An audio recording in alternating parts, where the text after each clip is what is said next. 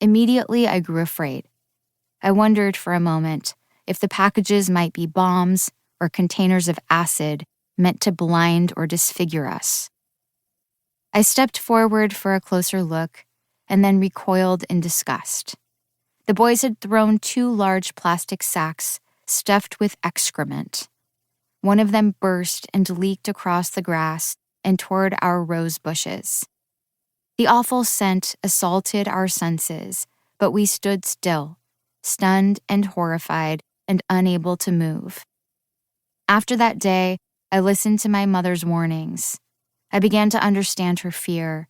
I started to live the same life as so many women and girls in Afghanistan, trapped within the 4 walls of our kitchen. I was deeply jealous of my brothers who would go on road trips together, talk politics, and speak of visiting bazaars and enjoying street food. By age 13, I rarely left the house. When I did go outside, I viewed the world through the crisscross slats cut into my first burqa.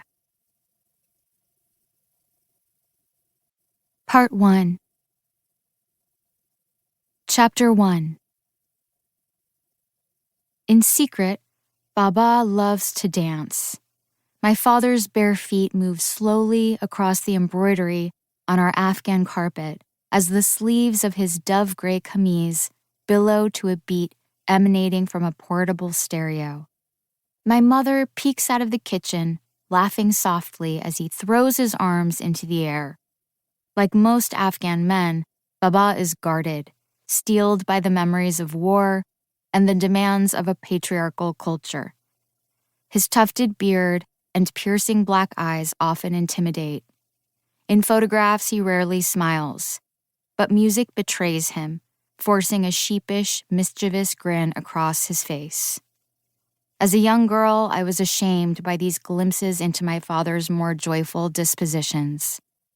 Our family and our province are ethnically Pashtun. In Pashtun culture, the strength of a man and the honor of his family are determined by his stoicism and authority.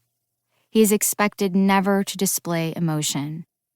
A man is also obligated to keep a tight rein on the women in his household. In the most traditional communities, it is the deepest shame for a man to ever allow his wife or daughters to be seen, even through the whispered shadows of a doorway.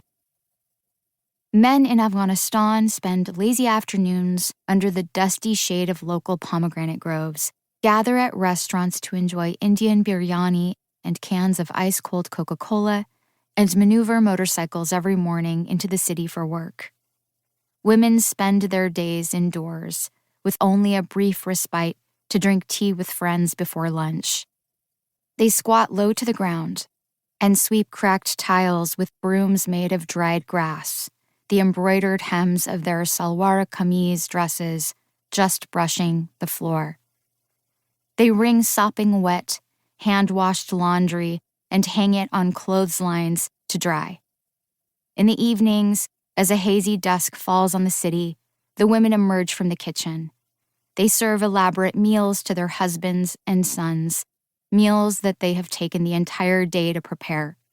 Lamb soup with vegetables and coriander, rice crispy with crystallized sugar, lentil stews, fresh tomato salads, half-moon flatbreads studded with caraway seeds.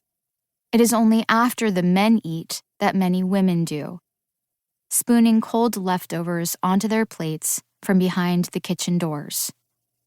Baba could never devote himself completely to this culture of conservatism. He grew up with a gravely ill father, so his mother filled the traditional male role at home. He was one of only a handful of university-educated men in our province. He had spent years in the bustling capital city of Kabul and even visited Russia, a land devoid of restrictions in the name of religion. So he never forced the women in our house to inform him when they left for the bazaar or to visit a friend. He let his daughters go to school.